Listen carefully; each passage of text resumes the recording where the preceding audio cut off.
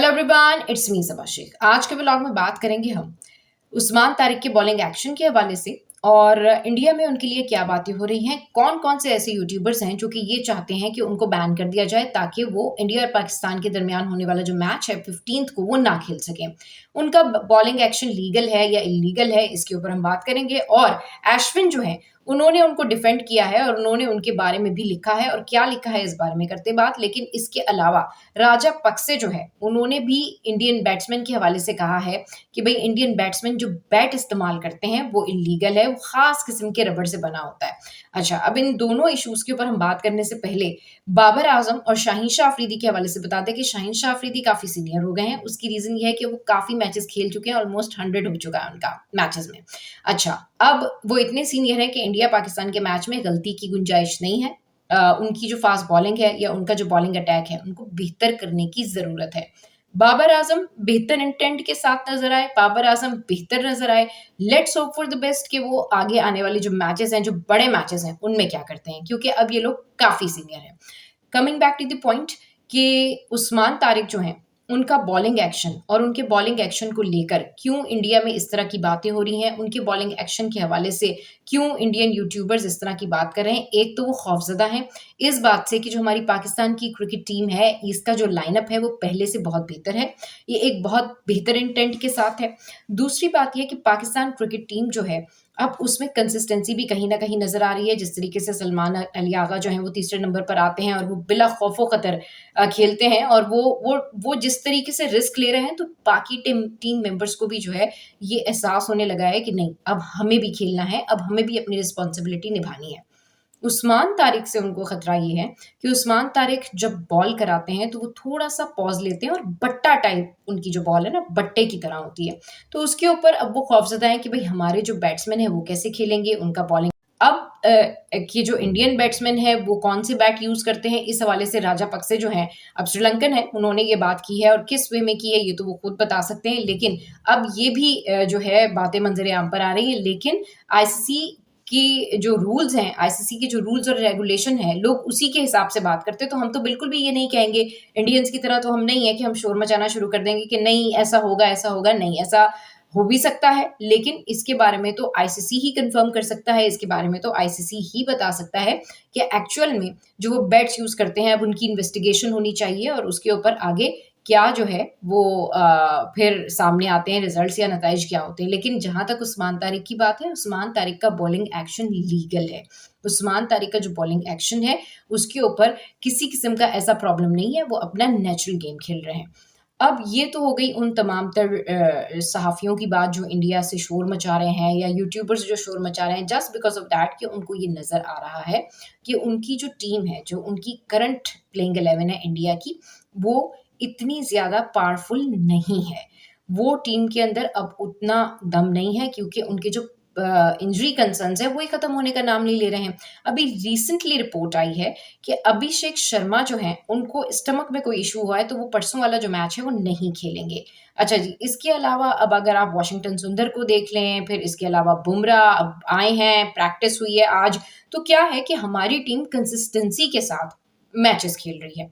लेकिन जो Indian cricket team है उसके प्लेयर्स बड़े भी हैं, उसके प्लेयर्स सीनियर भी हैं, लेकिन एटलीस्ट अब वो शायद उस तरह की कंसिस्टेंसी नजर नहीं आ रही। हाँ, कुछ भी हो सकता है, मैचेस में कुछ भी हो सकता है, लेकिन अब जिस तरह की हमारी टीम है, जो हमारी टीम का इंटेंट है, दैट्स लुकिंग ग्रेट।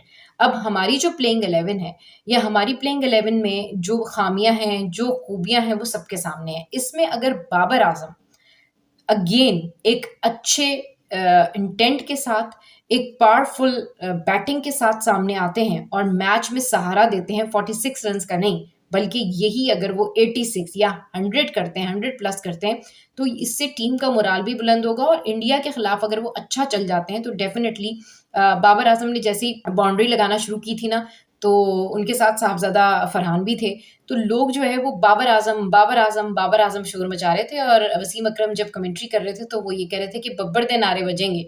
तो हम भी चाहते हैं कि बब्बर दे नारे बजें, लेकिन मसला सारा ये है कि कैसे बजेंगे। जब वो खुद नहीं खेल रहे, जब वो खुद उस तरह का इंटेंट शो नहीं कर रहे, जब उनका स्ट्राइक रेट देखें, अभी जो ये यूएसए वाला मैच था उसमें उनका स्ट्राइक रेट ज़रा-सा ऊपर गया, लोगों ने उनके बारे में बात करना शुरू कर दी, he is a star player.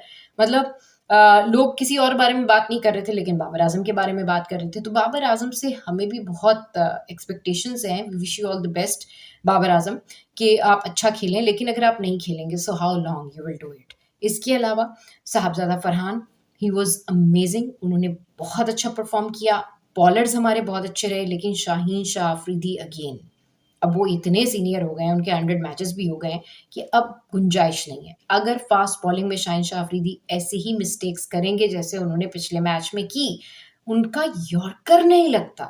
Shaheen Shah Afridi से यॉर्कर नहीं, अगर at times on the spot आप ये नहीं समझ पा रहे हैं कि आपने यॉर्कर कराना है और आपका यॉर्कर नहीं लग रहा है, सो आप इतने सीनियर प्लेयर किस बात के हैं? मतलब फिर ये जो पहले पिछली आपको दोस्ती यारी टीम भी याद होगी, या पिछला आपको ट्राई का भी याद होगा जो दोस्तों का ट्राई का था एंड ऑल दैट, उसमें तो शाहीन शाह अफरीदी को से इंडियंस कांपते थे।